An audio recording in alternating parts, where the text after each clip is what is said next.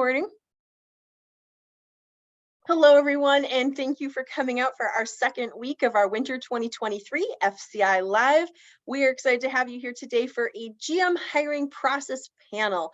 This one's different than the other ones you've attended in that we are going to have people who are food co-op organizers just like you, who've been in the trenches of the work, who have gone through a GM hiring process, who are going to share what their timelines look like, what tools they use, what worked, what didn't, and what they advise you do, though if you're following them in hiring the GM, doing a GM hiring process. So this one's going to be a lot of fun, and we're going to keep moving. I am going to ask all comments and questions go to the chat, and that everyone stay muted because we've got a lot to get through. I'll try to integrate questions where there's time and ability. If we get to the end and we have time, we will do Q&A. We'll see how we're able to do that. But if you have a question that's pertinent to what's being discussed right now, as we're going, throw it in the chat and I will work it in if I can. So first I want to thank, we have Jenny Silverman here from the Dorchester Food Co-op. Rusty is here as the president from Food Shed Co-op. And we have Jillian here who is the president of Wild Onion Co-op. And I want to thank them all for being here today. We're going to go through 4 main categories of the GM hiring process. So we're looking at the work you do beforehand to get everything in line to get through hiring your GM. We're not going to be talking about, well, what questions do you ask in the survey or in the interviews. We're not going to be going through some of the grand details of like how you ran the interviews, how many interviews did you do? If we have time and people have questions about that, we might get to that. But this is more about the whole, when did you start it? Who worked on it? What tools did you use? People come up with different solutions and different ways of going about this. And we're going to kind of compare and contrast and let people talk. What thing you're going to notice is not everyone is going to agree on what timeline worked best for them, what resources were most valuable, where they found applicants is going to be different. So you're going to get to really hear the truth of people's experiences and not just the expert advice. So with that, we're going to go ahead and get started talking about that first piece. So timeline, resources utilized, applicant pool, where did they pull their applicant pool from? And then what advice do they have to you based on their experience? First, spoiler, all 3 co-ops have hired their GM and are very happy with the results and feel they've found the GM who is perfect for their co-op. So like spoiler, this all ends happy. All right. So we're going to start with timeline and how long it took. I know Jenny's here from Dorchester Food Co-op. Do we have Sarah as well? Yes, Sarah's here. Okay, great. Do you guys want to take a minute and say hello, tell us your roles at the co-op, and then walk us through your timeline a little bit? Great, thank you, JQ. And we're really happy to be here. My name is Jenny Silverman, and I'm the board treasurer. And Sarah Acefa is with us. Sarah, do you want to introduce yourself? Greetings, I'm fairly new on the board as of June last year. Great. Okay, so we're going to tag team on this presentation, but since Sarah wasn't around when we started this search, I thought I would take this slide. So the timeline kept shifting for us because the date of construction and opening kept shifting on us, partly due to the pandemic, partly due to just life, because we were going to be in a new space in a new building. And so we were really dependent on our landlord building the building, and that construction schedule kept slipping. But we really started to think seriously about hiring a GM actually in the, I would say in the spring of 2021. And we did start by reading the manual from Illuminate and, just trying to figure out how to do this and creating a small committee to work on it. And that all happened, as I said, in the spring into the summer of 2021. And then we also got together our job posting that summer and started posting it. And I won't say where, that's another slide, but we kind of worked as many contacts as we had, as we could. And also we posted on various websites, etc. But we really got almost no responses and very like, I think maybe there might have been 2 qualified people, neither of whom were so qualified that we wanted to hire them, but that at least had some experience. It's kind of amazing, especially I think with the sites like Indeed or whatnot, you get a lot of applications that are completely not right for the job, like people who've just graduated from college, like that year, have no work experience. So you have to, but we originally thought we would not hire a recruiting firm. And by October of 2021, we decided that our search was going nowhere fast. And so we hired the recruiting firm. And then we still did not get as many applications as we had hoped for from the firm, but we did get numerous ones at least we interviewed and considered. And we even offered the job to someone who didn't take it. But in the end, we were very happy with the candidate that we chose, who we hired in November and started in November of 2022. I was going to say of this year, but we're into 2023 already. So, and our plan is still to open the store this coming late spring, early summer. So we have only about 8 months to do that with our GM.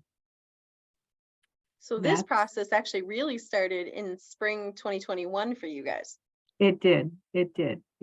I mean, there were some ways in which it's not so bad that it took longer because our timeline shifted in terms of when we were going to have access to the space. So if we had been successful, we would have had a GM on salary for a lot longer than we thought we could afford. So it wasn't all bad. I mean, it would have been better if it was like, if we could have cut this by 6 months. You know, in other words, if he had come on board in the spring of 2022 instead of the fall. Yeah. Okay. And that's something I know all of you are going to be talking about, is that fun game between when to hire the gym, when we can afford the gym. And we're going to talk at the end because everybody has shared some conclusions on that with me. And I see lots of questions about recruiters in the chat. Right after timeline section, we're going to get really into that stuff. So hold this for just a minute, because I will let Jenny and everyone talk about their experience of recruiters and who they worked with. Thanks, Jenny. Anything else you wanted to add? No, I mean, the one thing that we did do is we hired a construction manager because we were already getting into the construction of the store before we hired the GM.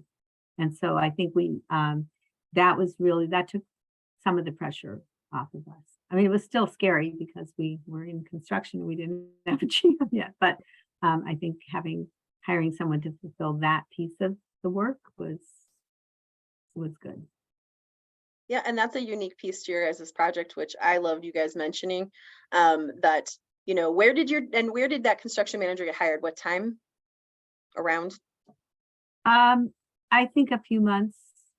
Okay. I think maybe late summer of 2022. Okay. So and we looked specifically for that. We did not go through the same process. We did it as we were hiring our construction company as well. We did those two things together. Okay, great. Am I right about that, Sarah? I think you were there then. Yeah. Yeah, okay. Great. Great. Thank you guys. And then let's take a look at another timeline. Let's take a look at Food Shed's timeline for when they started thinking about this GM hiring thing and the major milestones in it. Rusty, you want to walk us through this? Absolutely. Hi, everybody. My name's Rusty Foz. I am the president of the Food Shed. Been on the board since 2017 and got roped into becoming president fairly quickly. So our process started, we were kind of lucky because I don't think my cohort in crime here made it on this call. She was having trouble getting on because she's down in Mexico and there was difficulties with the connection. But anyway, Kim Bricks is her name. She was the head of our store operations committee.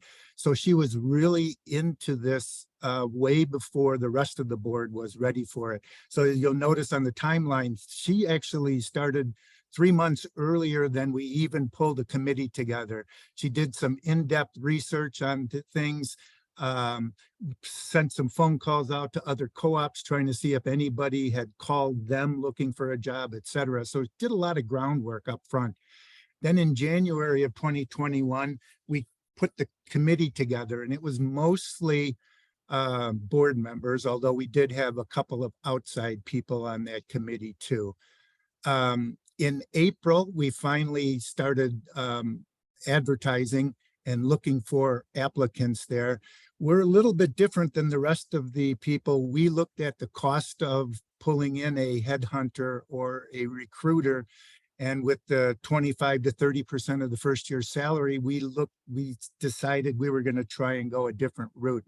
So as we'll talk about a little later, you'll see that we used a consultant instead.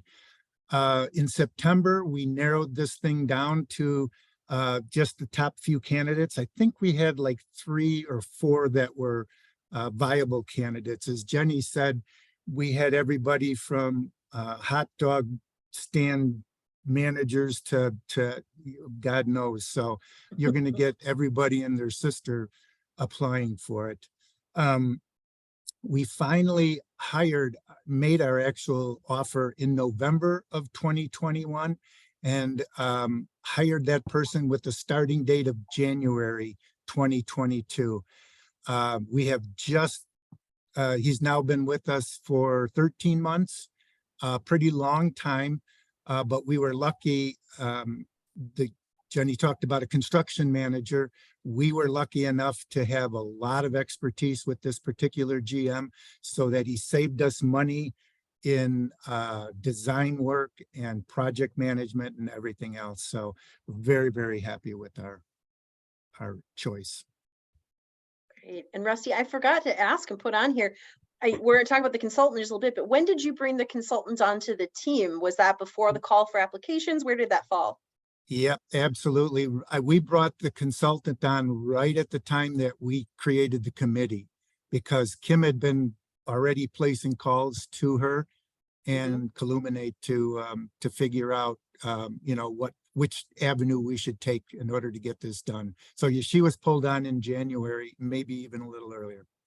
Excellent. Okay, so we're starting to notice the lengths of these processes, I hope, and how long they've taken to get to the ideal candidate. And I just have to put a little shout out to Kim. Please do notice that first bullet point. You can get together the committee and have them do all this research, which is fine too. And then you need to leave them space for multiple months of research. But in this case, Kim decided to do all the pre-research and then hand that over to the committee. But either way, that's going to take months. So I just love that that's on here. I know that a lot of that pre-research was done at Dorchester as well, and I think Jenny handled that. And so I just want to call out that it can be kind of almost a hidden piece of the timeline, and kind of nice that Food Shed put that on there and showed how long it took. All right, and we're going to go over to Jillian. Jillian, could you introduce yourself and then walk us through this timeline? Sure. Hey, everybody. My name is Jillian Jason. I'm the board chair for Wild Onion Market. I guess we call it a president. I have been with the project for, I think, going on 6 years. I've been the board chair for 4. We have a unique site. We have just a little bit about us, I guess. We have a grocery store. We have a former grocery store. So we have a relatively inexpensive site to build out. Also pretty cheap and fast construction timeline. We can get into that a little bit more when we talk about the GM starting.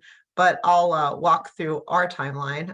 I guess also just mentioning we are in Chicago. We're in a high density urban area, north side of Chicago.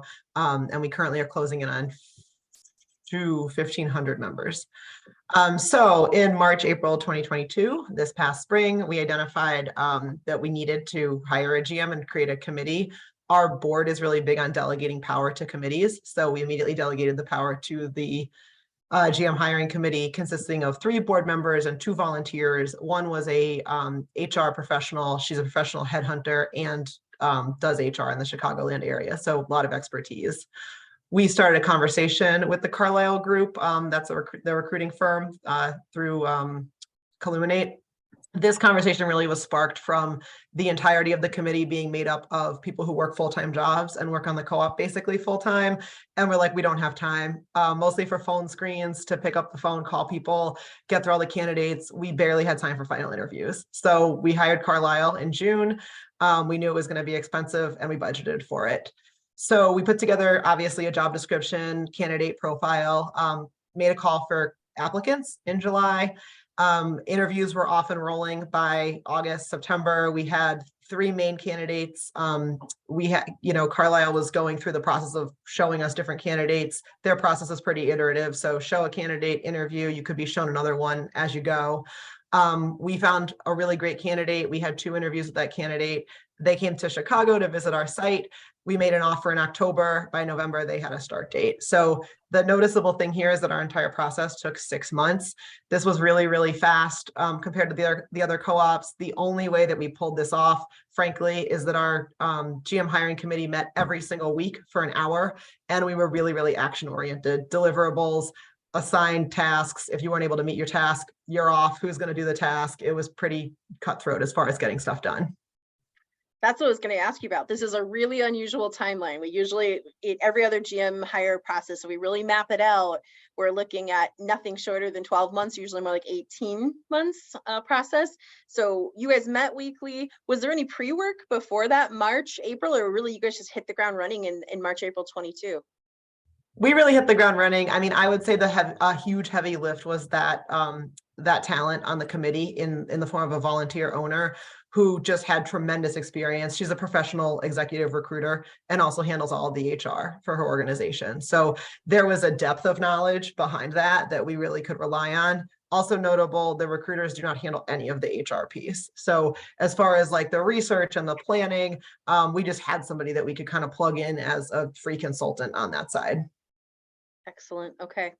We're going to dive into that now because I can tell we're going to have some conversations. I want to leave lots of time for the co-ops to talk about this. We're going to talk about, come on, slides, do your thing. There you go. We're going to talk about resources utilized. In this case, what I meant was there is a hiring guide out there that everyone keeps mentioning. Everyone I've talked to who's hired a GM the last 2 years. So I wanted to talk about that. Did you use a hiring committee? And did you hire a GM hire a process consultant? This will be someone who helps you walk you through the process, helps you develop your process, helps you get through all the stages, but is not a recruitment firm. They are not out there necessarily recruiting on your behalf. They are screening candidates and so forth. And when we do have one startup that utilized a hiring process consultant. We'll let them talk about the differences, what that person did for them. So we ask if they did that. And did you use a recruitment firm? Everyone's story is a little different. I'm Jenny. I'm going to turn it to Jenny and Sarah. I'm going to turn over to you, which of these you used and what you want to share with us about them, what worked for you. Thank you. So Jenny was there when the Colluminate guide was helpful in the early stages, and I joined later. So if you want to take the first, I'll take the rest. Okay, thank you. Yeah, I thought that the guide was really, really good. And, in terms of just sort of mapping out the process, what you should be looking for, creating a committee. I mean, I will say that we followed everything that they said to do, which is sometimes hard to do. We particularly found it useful. They have sample interview questions, and we use them for the basis of our questions. And then once we did 1 or 2 candidates, then we kept reusing the same questions. So that was helpful. So I think it just gave some reassurances that we were kind of on the right track. But then Sarah, I'll let you take it from there. Yeah. And then our board had a committee to review applications and screen interviewees, which was very helpful. Just doing the first screen, we recorded a lot of Zoom interviews. So if anybody made it to the next level, sometimes people would make that initial interview available to other board members. But after the first screen, the whole board got involved in the search and helped with the further interview process. So we hired a recruiter, the same recruiter as previously mentioned, the Carlisle group.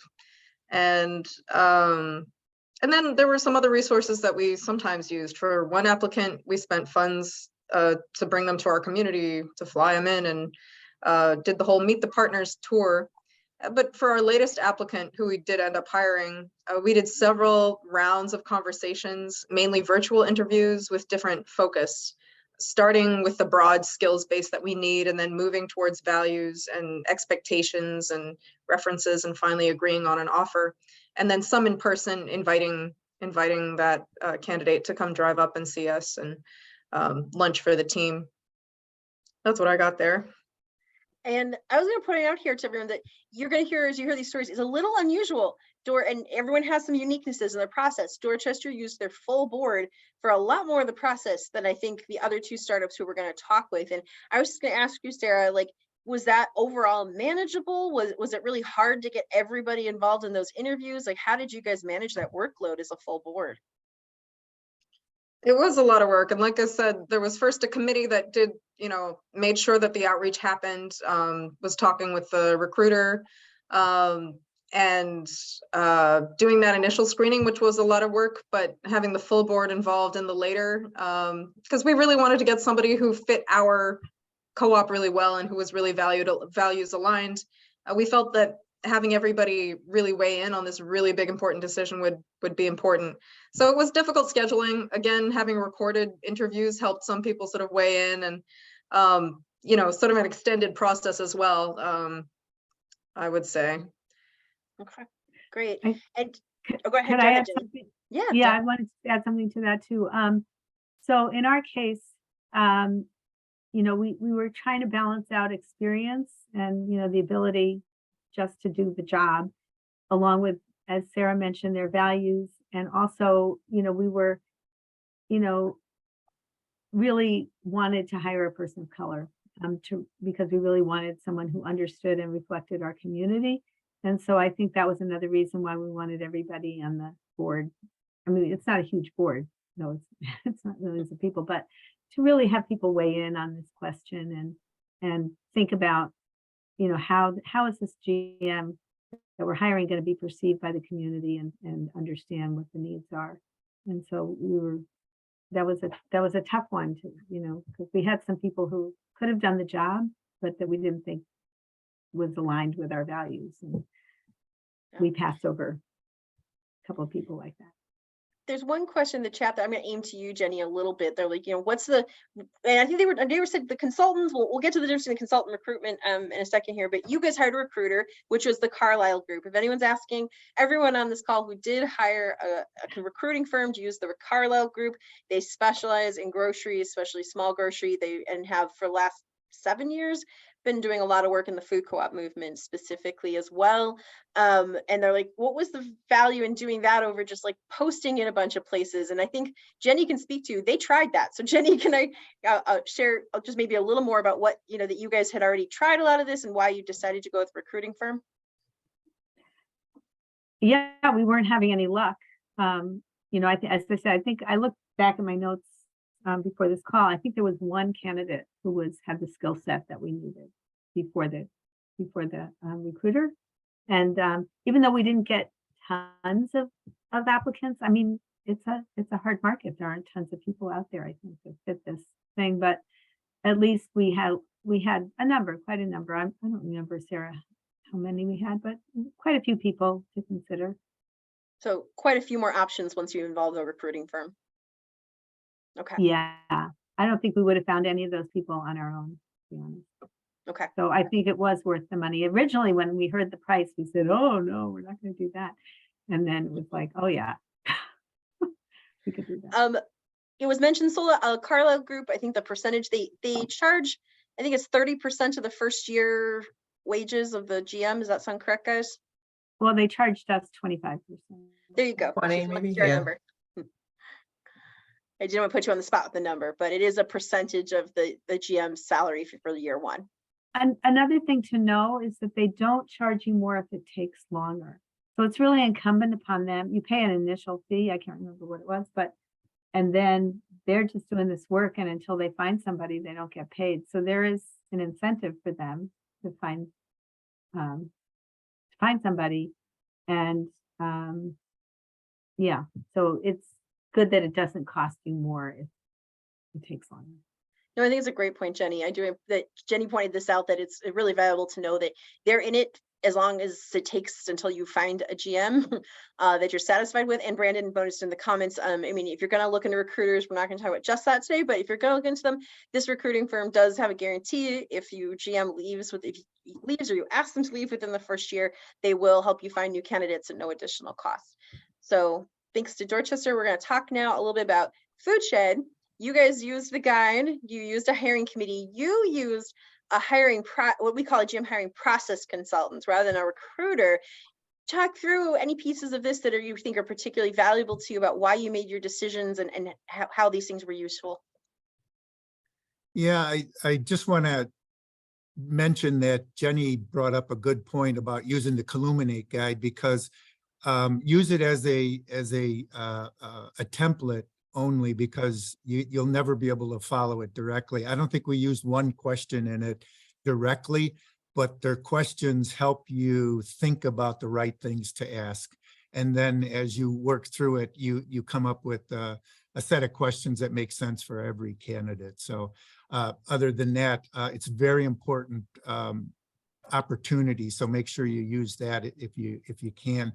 Our GM hiring committee was basically our store operations committee. Again, Kim was the chair of that. Kim Bricks was the chair of that. So we had probably 4 members there and a couple other officers. And then we pulled in this hiring consultant. And essentially what she did was she acted as a front end for us. So we would find the candidates through various avenues, as you'll see in a second. But what the consultant allowed us to do was to free up our time, because she would do the initial contact with the candidate, pre-screen them, and then decide whether or not, I guess I shouldn't say she decided, because she'd still try and tell us what the good and the pros and the cons were. But essentially she was trying to tell us whether or not a candidate was viable for us.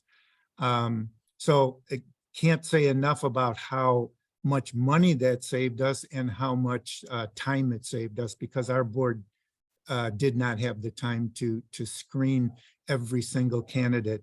And you'll see later that one of the bad or downsides to our particular co-op was not having the entire board in on the process, because it was our board is fairly large. At the time it was 13 people, and trying to work through an interview process with 13 people was a nightmare. So I'm not so sure we would do that again, because it was just way too large of a group of people. So, and finally, we did not use the recruitment firm, mostly because of the cost. We just figured we would go this route first, and if we had to, we would jump into it at the end. We got lucky. The consultant worked wonders for us, and we were able to find a very, very good candidate. I do want to mention the name. I didn't mean to just keep leaving it out. This is Melanie Reed, who is a GM hiring consultant and specialist with Colluminate. So I didn't want to leave out her name, since you're talking about singing her praises. Yeah, and I didn't do that especially because I wasn't sure if you wanted me to. So, No, but my yes. apologies.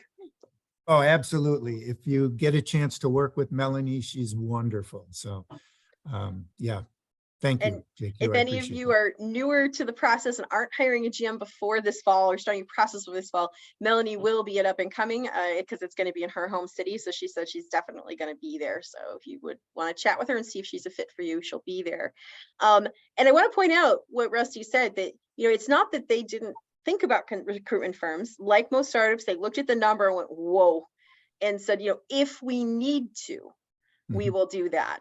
And Jenny mentioned this as well. So at some point, if we have a chance to go back to this, we will, talking about how they decided when would be the point if we weren't finding what we needed, when would we fall back on this, if they did any pre-work to know what that would mean and how to get involved with working with a recruiter fast if they needed it. If we have chance, we'll go back to that because I would love to do that. But we had a lot to cover here. So we're going to jump to Wild Onion Market. Jillian, talk us through what you did and didn't use and what you think is most interesting and useful for people to know. Sure, yeah. So the Culminate Guide to GM Hiring, this really helped us build our ideal candidate profile.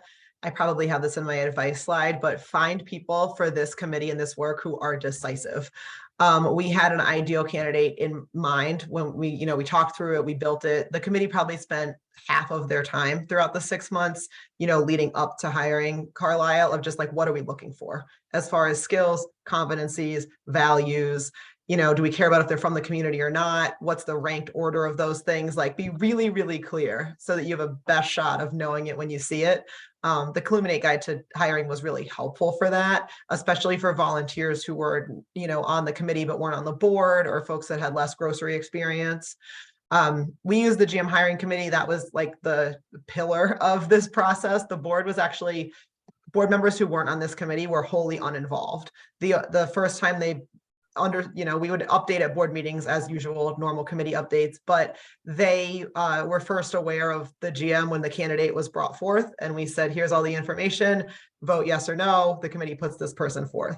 So the committee was wholly empowered, and we as a board actually go through, it's not like a totally intensive process, but we empower committees and we make sure that they know that they're empowered to make certain decisions around certain parameters.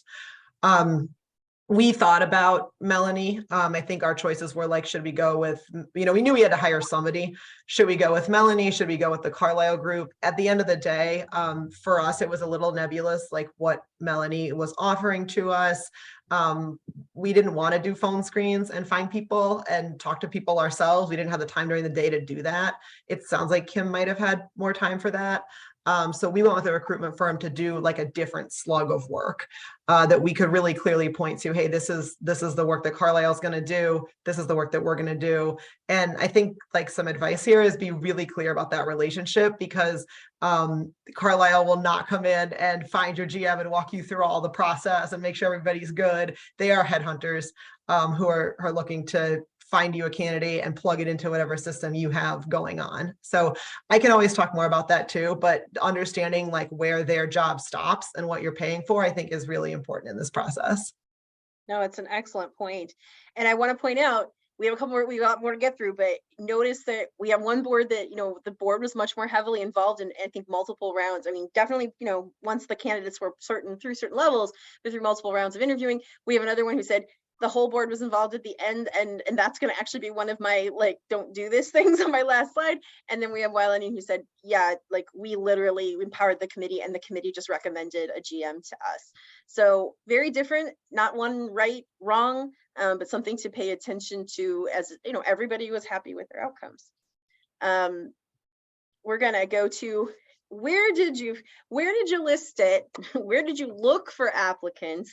And then which ones were actually somewhat worthwhile, which ones maybe weren't, and where your good applicants actually came from. So I know we've touched on this some, Dorchester, but can you guys talk about which of these ended up useful and which didn't really, and your thoughts on it? Yeah, well, we've mentioned, we don't need to spend a lot of time on this. I mean, really, almost nothing gave us good candidates other than the Carlisle group.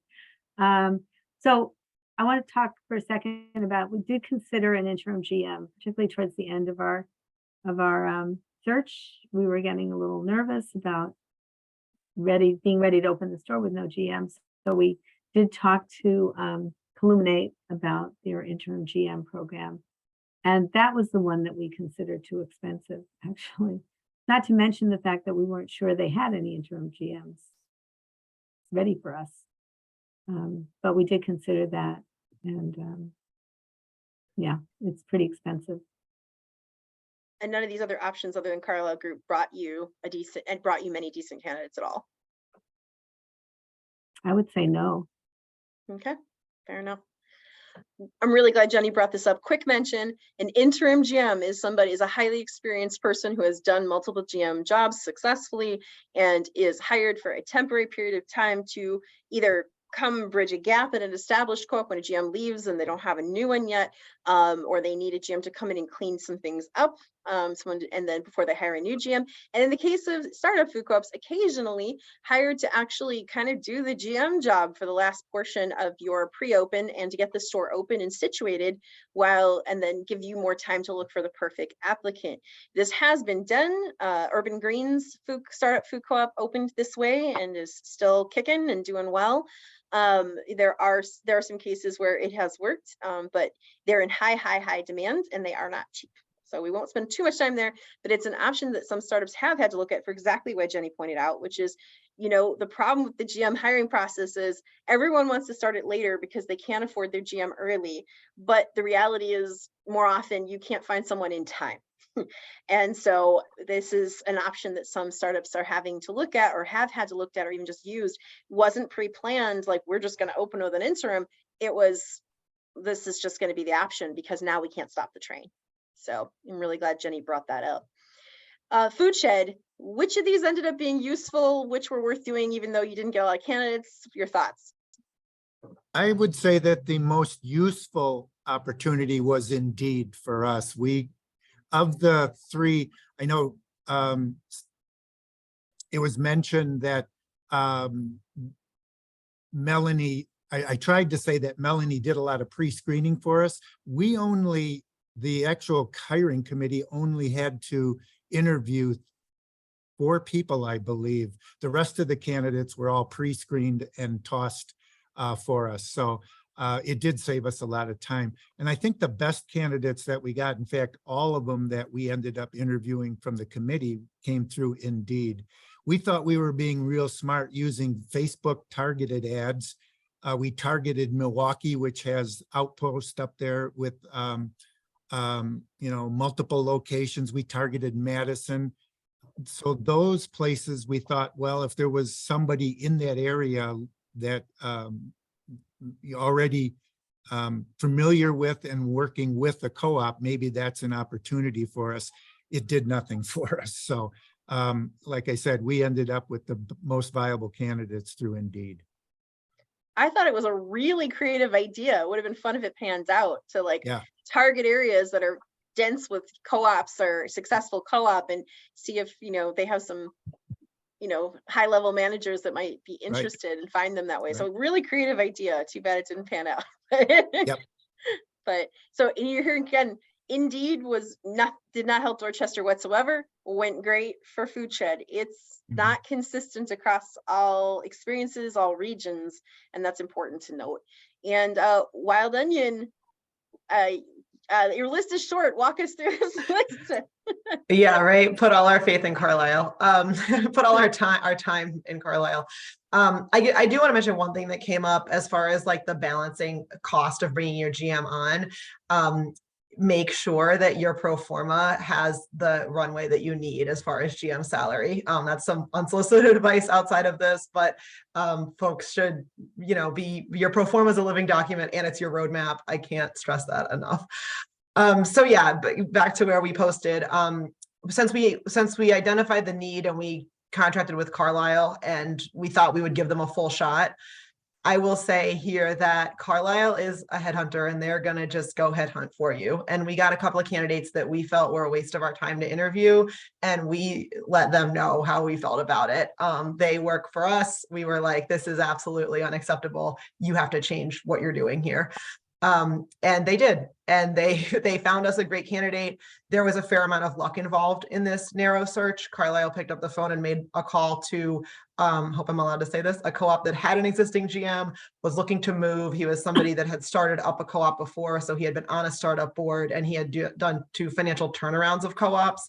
So meeting him was a really easy process to say yes. There was some due diligence on our side, but overall, once we found him, we locked in and we didn't look further. And you guys did use some social media to list the job and point people to the Carlisle application process, but we don't really know that did anything in particular. Yep, we did the one funnel approach. So we took Carlisle's job posting that they were hosting for us and using for their stuff, and we just blasted that out on all the channels that, and we used our newsletter and like our normal co-op channels, but we're like, hey, we're hiring and here's the link. It was all housed with Carlisle. They can get people, they can screen people, they can talk to everybody, apply through them. Excellent. Okay. So we're going to talk through top tips now. This is where we're going to let kind of people share what they would and wouldn't do again. And if we have time, this is where we'll get into some Q&A. So if something they're sharing brings up a question, feel free to throw it in the chat. Dorchester team, what are your top tips to your peers? We'll trade off Jenny on 1 and 3 and me on 2 and 4. Go ahead. Oh, I'm doing number 1. Start early. Yeah, I think that it takes a long time, and particularly the more specific you are about what you want, which I think that was part of what took us a long time. There were things that we just didn't want to compromise on, and I'm really glad we didn't now. But there were moments in the middle where we were kind of wavering, like, oh my, maybe we're being too picky or something. But in the end, it all worked out. Yeah. And then number 2, it could be helpful to have your ends and policy register ready by the time of hiring. We did not, and it's okay, we're pulling it together now.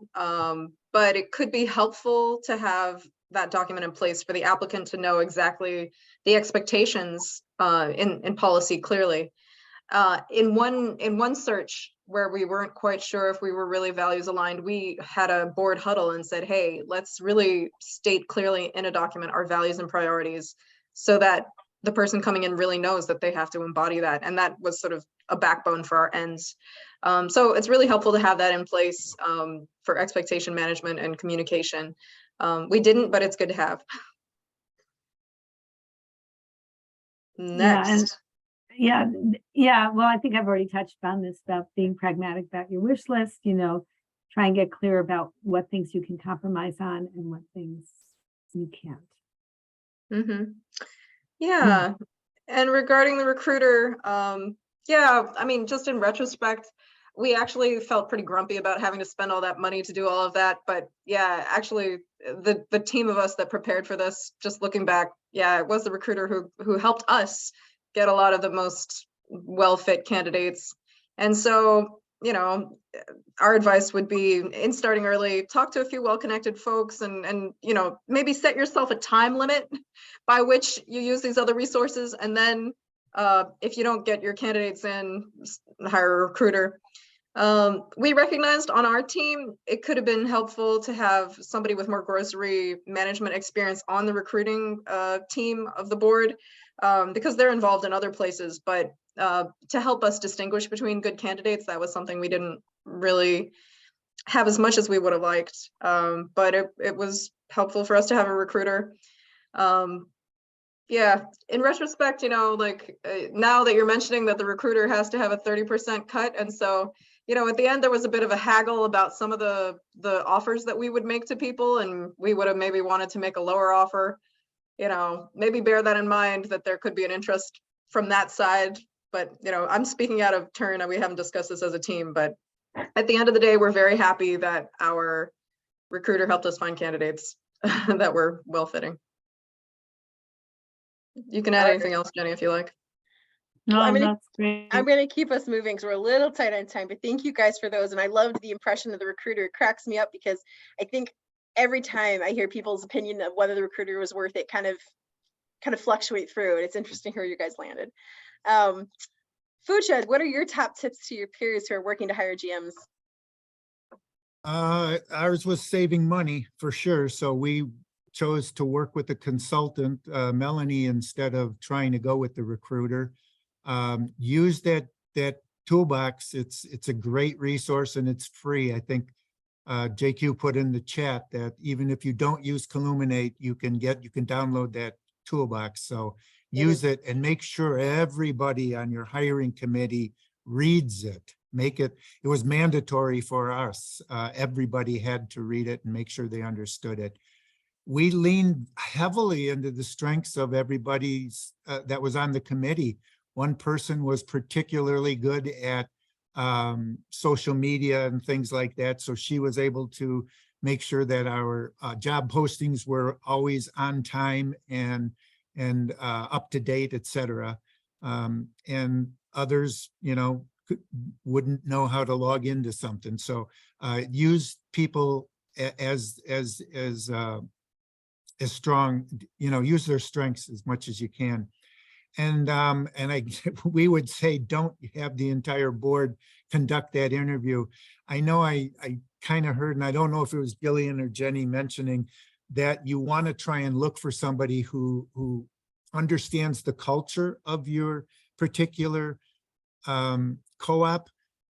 But the way we actually took our candidate and had dinner with them. So in a very comfortable opportunity, people were able to question him and ask the questions they needed and see whether or not they felt comfortable with them in that environment rather than a formal interview environment. And again, with 13 people, we did both the dinner and the interview afterwards. It was a nightmare trying to work through the situation with 13 people in an interview process. So if we had to do it again, we would do what Wild Onion is doing and give the committees much more leeway to say, you guys have the right to bring forth a candidate, and we will just decide yes or no depending on that. Great. There's a question for you in the chat. We're not going to stop right here, and you can think about whether you're willing to answer it about the cost, that why it was cheaper to go with Melanie and what that cost ended up around. But I'm going to go to Wild Onion, and we'll come back to that if you have a minute to think about it. Wild Onion, what are your top tips to your peers? Okay, this first one's a little silly. At the end of the day, what Carlisle did for us is they called a bunch of open co-ops and they found somebody who was like, yeah, I'm the perfect candidate and I'm definitely looking for a new opportunity, which I paid, our co-op paid $30,000 for that service. And that's frustrating. But at the end of the day, it's a lot more than that. I mean, first of all, I probably would have made those phone calls myself had I known what I know now and just given it a try. I'm pretty forward, and I have a sales background, so absolutely no problem doing that. That was a stroke of luck on their part. The one thing that really was a huge time saver was going through all of the resumes, all of the phone screens. Carlisle does this like personality assessment that is incredibly accurate. Actually, it's kind of borne out on every level. It's a really great process. So yeah, we were kind of on the roller coaster too with like, should we, shouldn't we have? I will also point out this is an incredibly busy time. We were straddling 2 capital campaigns during this time, and we were applying for NCG. So the fact that we could save time on this like phone screening and stuff was incredibly valuable to us. Just enabled, like, we wouldn't have been able to raise $700,000 without spending that $25,000 is my take on it. I already talked about this, but be decisive, make sure people are willing to be blunt. There's a feelings involved, but you want the right candidate for your co-op and you want to make sure you know what you want.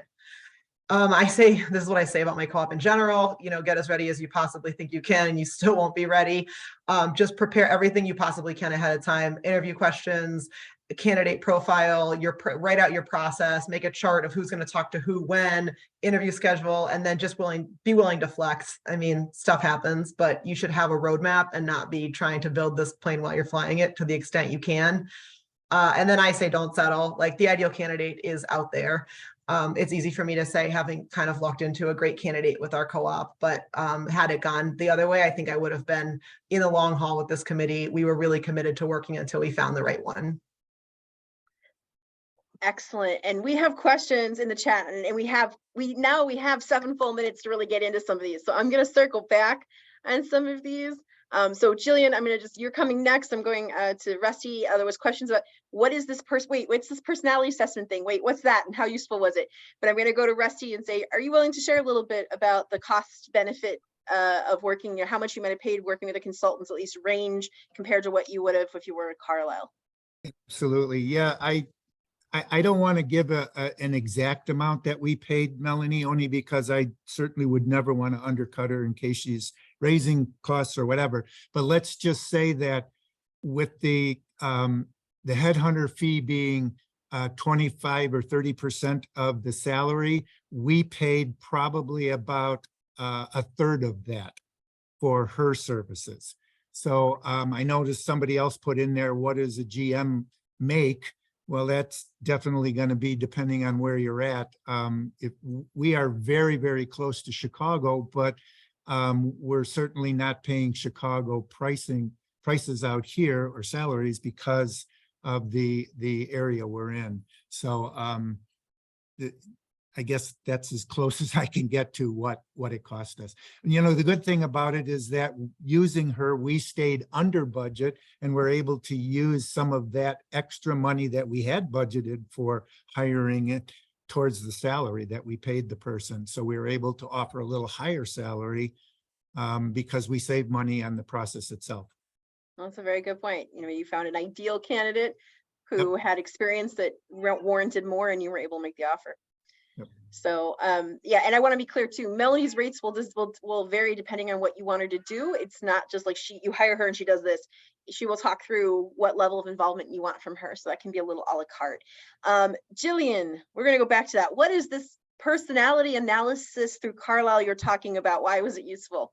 Yep, this is something that they introduced us to. It's called the Drake assessment. It assesses you know, competency, kind of like the way your personality would naturally fall based on the way you answer questions. It's not unlike a Myers-Briggs or something like that. It also asks everyone on the panel to fill out, or, you know, whoever's gonna be on your interview committee panel to fill this out for their ideal candidate. So it kind of tries to triangulate around what are you guys looking for, and then what are candidates coming in. Some of those things are like personality values that can't necessarily be coached, like dealing with ambiguity, you know, change management, flexibility, things like that, that would be really, really hard to coach and train on. It does not go for anything like how to run a grocery store, how to read a P&L statement, how to staff. So it's really trying to suss out, like, is this going to be a bad match because you need a GM who's going to be willing to talk to your staff and talk to customers and be friendly, and this person's like, I do not want to do any of that stuff. I found it really helpful, and it's never going to be like a perfect match, but but it arms you with information and helps you. It helped us ask questions targeted to those things. So, hey, John, how would you deal with this ambiguous situation? And he used an example from when he was a co-op GM before. So it was a useful tool. It wasn't everything, but it was nice. And I will agree that I've seen other co-ops use this tool, share some stuff with me, and then hire that GM. And they're pretty accurate about personality traits and how they'll play out, which is just good to know because you're meeting them in the honeymoon phase. It's good to know where there's going to be certain things in the personality. Jenny and Sarah, I wanted to ask you guys, someone said, and I think you all were, but so how did this work? Were you doing this while you were also trying to raise money, and how did that get managed? Yes. Yeah, I mean, that's the trick with the whole process of opening a co-op. I think there's so many things to do, and you know, most of them on the board's shoulders, and so it's pretty hard actually. Yeah, mega props to folks like Jenny who are doing a lot of fundraising and on multiple committees. It's interesting, somebody else said, Jillian, you said you were applying for MCG at the same place, because I thought that you had to have a GM in place before you could do that. So that's something we've delayed. We just went for it. So, I don't know what else to say. We could talk offline about that process.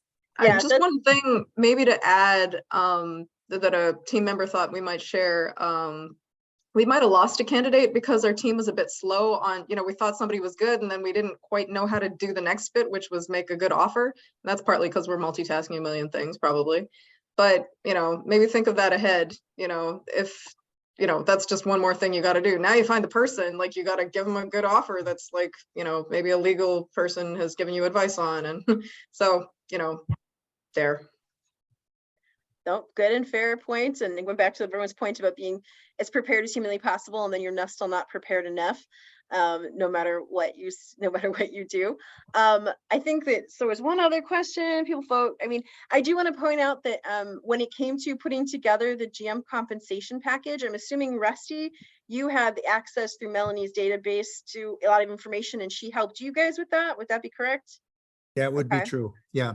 She then- gave us some ballparks, and we knew, we also did our own research in this area too, just trying to find salary ranges for people of the same quality and the same level of administration. So. Okay. And Jillian and Jenny, Jillian, and I'll go to Jenny. This might be the last one I will talk about. How did you guys put together your plan for the compensation package? Yeah, we took an initial pro forma from Don Moffat with a number that I thought was laughably low, honestly, and spent a lot of time edging that number up and up and up and up and seeing where the breaking point was. Chicago is expensive, and just I spent a lot of time on Glassdoor and trying to triangulate salaries, making it an attractive salary. Our co-op tries to pay a higher, market rate in general. We have a social media coordinator, for example, we pay $25 an hour to. Fair wages is part of our value system. So we really worked hard on that. We came, and I'm happy to share, at the end, we were $100,000 a year to 120 was our range. And we came in that range. Okay, which is pretty much the range for Chicago. For some of you, that will not be the range. It will depend on the market. It's also ended up the range in some cities like Fargo, North Dakota, just because the employment opportunities are there's such a plethora that you just have to compete like that. It kind of depends. Jenny, how did you guys put together your compensation package? Figure out numbers. That's kind of interesting. And somebody said this, maybe it was Jillian. The recruiter would say to us things like, this person expects a salary of such and such. And sometimes we thought that was wildly out of, not out of our range, but for the amount of experience that someone had, it just seemed like a lot of money. And it felt awkward because we felt like, who is the recruiter working for here? Is he working for the candidate and trying to get the candidate that salary, or is he working for us? So that was a little touchy with one of ours, but we kind of had a range. We did have a range in our pro forma, and Boston is an extremely expensive city. So, it's probably, I'm sure we're paying more for the GM than some people who are living in places where it's not so expensive. The cost of living in Boston is extremely high. Yeah. So I just want to point out the two, when we kind of worked through this, looking at what was in their pro forma, talking to the pro forma provider, but also looking at similar salaries for similar positions in their area. Many co-ops have triangulated and figured this out, but it's a lot of work without professional advice. And then you work with somebody like Melanie Reed, who has access to a national GM compensation database by volume of store, by location, and is able to really also work through it with you that way and take a lot of the work out of it. There are two different ways to go about it. Both have been successful. All right, we are going to wrap up. That took a little longer than I hoped, and we're 1 minute too. I want to thank Sarah and Jenny, Rusty and Jillian for coming, sharing their experience so we can all learn from it and keep improving and doing better, and hopefully avoiding some mistakes or learning from some best practices. I also said before, if anybody wants, a few people wanted the slide deck. If you want the slide deck, please put your email in the chat. I'm not necessarily sending that out. I will be emailing you all the videos on Tuesday. So thanks to everyone again. And just real quick, we got a few more things still coming before the end of the series today and tomorrow, and they are incredible. So don't miss them. I want to make sure tonight, Co-op Education Toolkit, if you are in stage 1, 2, or 2A, especially make it for this. Rachel Dominguez-Benner was the outreach and education coordinator for the Gem City Market Project, and she has created, in partnership with FCI, a packet of tools on co-op education you can use on social media, you can use in your newsletter, all sorts of cool stuff that you can just kind of plug and play. So come check that out. She's showing it for the first time tonight, and then it will be available for free through FCI. And then cooperative solutions to food justice and racial equity. Didn't have room for the whole thing. Anthony Goodwin and Gabby Davis are coming from the National Cooperative Grocers to talk about how they're looking at issues of food justice and racial equity in National Cooperative Grocers, and share more about that at that national level. And then really excited, Thursday afternoon, we have gentrification food co-ops. I don't know if I've ever seen this conversation really happen on an open forum before, and that will be facilitated by Darnell Adams. We have some terrific guests, Jamila Medley, Amaha Selassie from Gem City Market, Ray Williams, the general manager of Seward Food Co-op, and Malik Yakini, who is one of the leaders at the Detroit People's Food Co-op, really talking about how they look at this in their communities and how they build food co-ops that they hopefully are helping the people they want to help and not being forces for gentrification. So we want to say again, we would not be here without the USDA, National Co-op, Cooperative Bank, National Co-op Grocers, and CoBank. Thanks so much to them for believing in this and sponsoring this work so we can be here with y'all today.